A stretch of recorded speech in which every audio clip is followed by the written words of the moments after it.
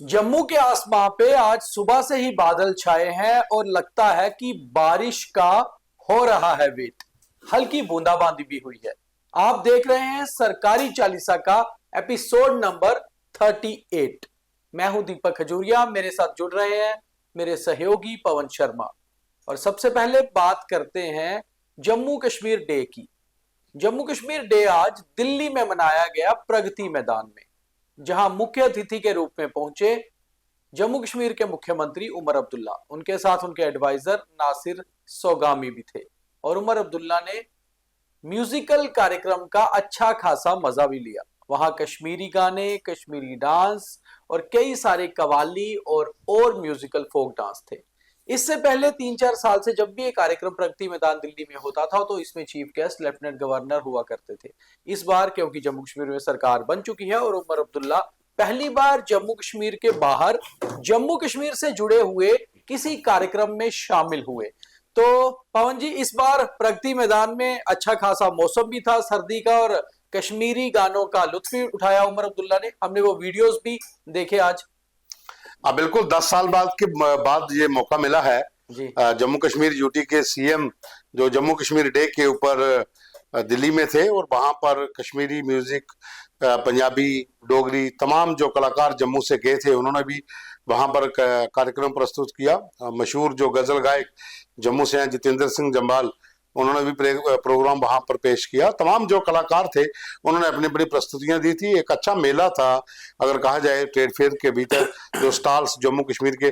दरअसल क्या होता है कि कलाकारों का और जो लोग गए होते हैं ना उनका हौसला बढ़ता है। और आपने देखा होगा वीडियो में कितनी लोग जो है वो बैठे हुए थे और जब कश्मीरी या पंजाबी या डोगरी गाने चल रहे थे तो हूटिंग भी हो रही थी और सीएम उसमें एंजॉय कर रहे थे, वो पूरी ताल दे रहे थे सोफे पर बैठकर। तो ये अच्छा लग रहा था कि सीएम वहां बैठे हुए हैं। कल से पार्लियामेंट का सेशन शुरू हो रहा है, शीतकालीन सत्र, और बहुत धमाकेदार हो सकता है क्योंकि महाराष्ट्र और झारखंड के नतीजे आज आ चुके हैं।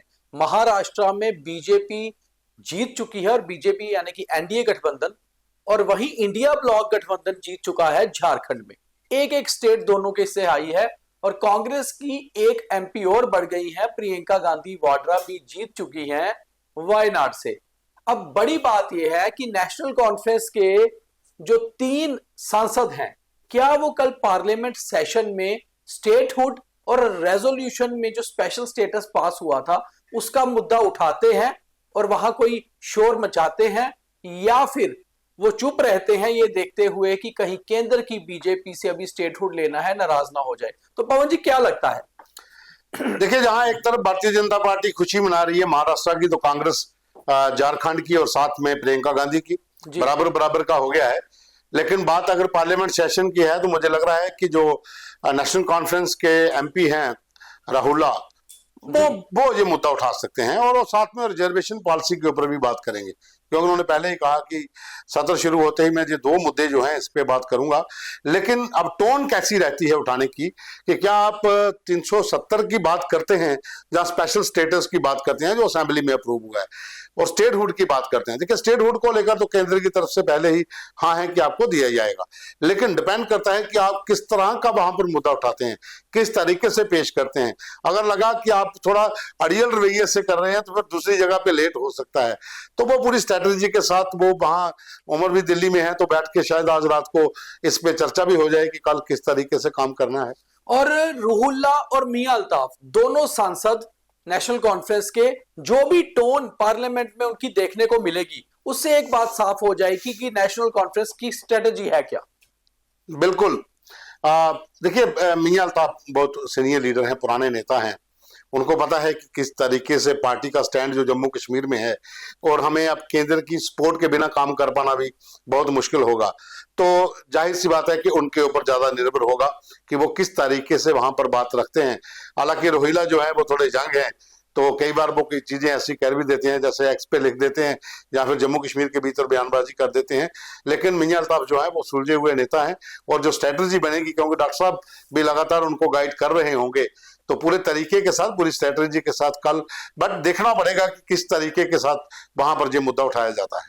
आज जम्मू कश्मीर में बीजेपी ने भी एक सेलिब्रेशन की और कांग्रेस ने भी एक, मगर बीजेपी की जम्मू से ज्यादा पटाखे फोड़े गए कश्मीर के दफ्तर में, जहां महाराष्ट्र की जीत को सेलिब्रेट किया गया, जबकि बीजेपी कांग्रेस के जम्मू दफ्तर शहीदी चौक में झारखंड की जीत के साथ साथ प्रियंका गांधी का सांसद में आना भी जो है उसको भी बहुत जश्न से मनाया गया। अब देखिए, कांग्रेस के लिए तो खुशी की बात है ये, क्योंकि जम्मू कश्मीर में हार का मुंह देखा हुआ है। तो आज अगर पटाखे उठाने का मन किया है तो दो जगह पे कांग्रेस की जीत है, एक वायनाड में और दूसरा जो है कि झारखंड में। तो ठीक है, उनकी अच्छा लगता है कि उन्होंने किया है।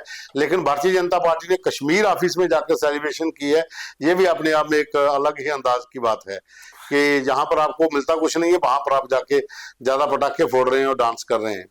मगर बड़ी बात यह है पवन जी की कांग्रेस सिर्फ जश्न नहीं मनाती है, जम्मू कश्मीर में भी सरकार का हिस्सा है, झारखंड में भी होंगे, मगर बहुत ही जूनियर पार्टनर, उस तरह का रिस्पांस नहीं है। देखिए, आप मेंबर्स के ऊपर होता है, आपके पास नंबर्स ही नहीं है तो उस नंबर के आधार पर ही आप क्लास में बैठेंगे। अगर आपके नंबर्स ज्यादा होंगे तो आप फर्स्ट रो में बैठेंगे, सेकंड में बैठेंगे। अगर नंबर्स ही इतने ज्यादा कम है तो फिर लास्ट में ही बैठ रहे हैं, तो फिर वो कहते हैं ठीक है आस्ता आस्ता चलो, जरूरत क्या है। तो आगे भी बढ़ते हैं। इंजीनियर रशीद की पार्टी एआईपी के सदस्यों ने आज प्रेस कॉन्फ्रेंस की कश्मीर में और एक ऐसा बयान दिया जो पहली बार आया है कि जितने भी पार्लियामेंटेरियंस हैं वो इंजीनियर रशीद की मदद करें, पार्लियामेंट में ये सवाल उठाएं कि इंजीनियर रशीद को बेल क्यों नहीं मिल रही। देखिए, ये बाबा तिलिस्मी जो है ना, इनकी जो पार्टी है उनका एक विधायक जीता हुआ है जी, हो हल्ला उनका बहुत ज्यादा था। अब वो लोगों को अटेंशन लेना चाहते हैं कि तमाम जो एमपीज हैं वो इंजीनियर रशीद के लिए वहां बात करें। किसी को क्या पड़ी है, सबको पता है कि टेरर फंडिंग केस के भीतर अंदर हैं। हाँ, चुनाव लड़ने का हक सबको है, जैसे अमृतपाल जीत गए ऐसे ये जीत गए। अब कल को पंजाब में जहाँ जितने बाकी एमएलए एमपीज हैं वो भी कहेंगे कि इनको भी बाहर निकाला जाए और पार्लियामेंट में बिठाया जाए, वो अलग मुद्दा हो जाता है। वो कानून ने देखना है या फिर एजेंसीज ने देखना है जिन्होंने इनको पकड़ा है, जमानत देनी है कि नहीं देनी है, इसका विरोध करना है। लेकिन ये है कि अटेंशन देने वाली बात है कि सभी एमपीज को लेटर भी लिखें या प्रेस कॉन्फ्रेंस भी करें कि आप सपोर्ट करिए। मुझे लगता नहीं कोई सपोर्ट करेगा।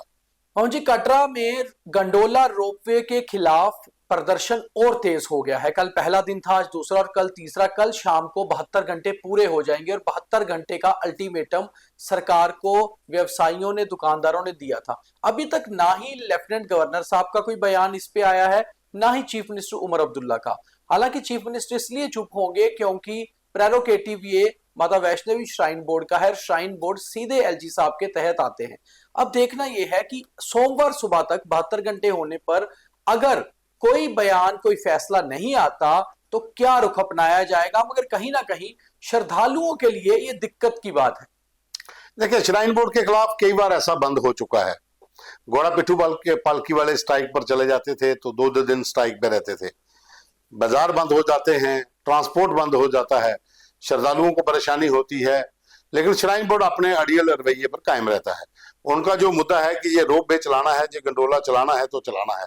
पहले जितने भी फैसले हुए हैं सबका विरोध कटरा वासियों ने किया है, लेकिन कटरा के ही कुछ लोग वहां डेपुटेशन लेके चले जाते हैं मिलने के लिए कि ये बहुत अच्छा प्रोजेक्ट, आप इसके ऊपर जो काम कर रहे हैं इससे लोगों को सहूलियत मिलेगी। लेकिन जो आम दिहाड़ीदार दुकानदार है, या रेडी फड़ी वाला, जो ऑटो चालक है, ट्रांसपोर्ट का काम करने वाले होटल के जो मालिक हैं, जो उनको लिए दिक्कत हो जाती है। क्योंकि आप ठीक है कमर्शलाइज करिए, आप सुविधाएं दीजिए, लेकिन आप इतना भी सुगम मत कर दीजिए जो आस्था है वो भी खत्म हो जाए और लोग सवेरे आए और शाम दोपहर को वापस चले जाएं तो कटरा का व्यापार भी पूरा ठप हो जाए।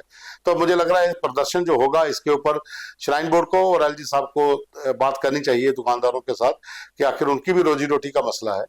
रफ्तार के विरोध में कश्मीर के बाद अब जम्मू पुलिस भी एक्टिव हो गई है और जम्मू पुलिस के ट्रैफिक एसएसपी फैजल कुरैशी खुद भी निकले थे और नाकाबंदी भी आज ट्रैफिक पुलिस ने तेज की है कि जो रफ्तार पर काबू नहीं पा रहे युवा, कम से कम उन पे काबू पाना जरूरी है ताकि वो अपने लिए भी खतरा ना बने और दूसरों के लिए भी नहीं। तो पवन जी कैसे देखते हैं इस स्टेप को? मुझे लगता है बहुत जरूरत है इसकी। देखिए, फैजल कुरैशी जो एसएसपी ट्रैफिक हैं एक अच्छे वो अधिकारी हैं वो जानते हैं किस तरह से, क्योंकि आर्मी बैकग्राउंड से हैं और वो हर चीज को है वो डिसिप्लिन तरीके से करना जानते हैं।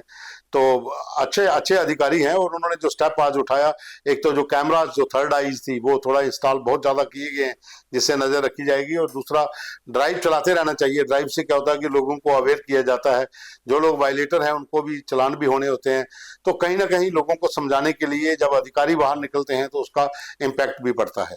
इस सर्दी के मौसम की पहली बारिश, चाहे बूंदाबांदी ही हुई हो, मगर शगुन हो गया है, और इस शगुन का मतलब है कि सर्दी का आगाज हो गया है।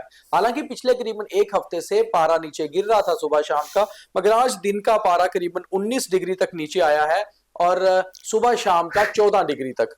मगर पवन जी, कल से दोबारा मौसम ड्राई हो जाएगा और पारा एकदम से 26 पहुंच जाएगा। तो लगता है कि आज के मौसम से अब सर्दी शुरू हो गई है ऑफिशियली। देखिए, सर्दी का आगाज तो हो गया, लेकिन बारिश बहुत जरूरी है खेतों के लिए भी। इस समय जो फसलें हैं वो बारिश मांग रही हैं, और जो प्रदूषण इस समय है, अगर बारिश होती है तो बहुत सा जो धुंध एक जो प्रदूषण का कोहरा है वो भी नीचे बैठ जाएगा। तो लोगों को जो बीमार हो रहे हैं, ज्यादा से ज्यादा थ्रोट की इन्फेक्शंस हो रही हैं, जहाँ जुकाम हो रहा है, थोड़ा प्रॉब्लम चल रही है बहुत से लोगों को, तो वो भी उससे भी छुटकारा मिल जाएगा। तो बारिश बहुत जरूरी है। हो सकता है आज रात को बारिश हो जाए, बारिश चाहिए इस समय। हाँ, सर्दी का आगाज है, 1-2 दिन के बाद मौसम फिर ऊपर नीचे चलता रहेगा। अब तो 3-4 महीने तो यही रहेगा, सर्दी तो आएगी। तो चलिए, जैसे मौसम खुशनुमा हो रहा है, उम्मीद करते हैं आप भी हमेशा खुश रहें और आपका जीवन भी खुशनुमा रहे। अपने आप को पॉजिटिव रखिए, खुश रखिए। बहुत धन्यवाद। कल जो खास रहेगा फिर आपके तक पहुंचाएंगे। तब तक के लिए द न्यूज रूम 24 आवाज को लाइक, फॉलो और शेयर जरूर करते रहें। हमारे सभी कार्यक्रम आपको कैसे लगते हैं कमेंट करके जरूर बताएं। बहुत धन्यवाद।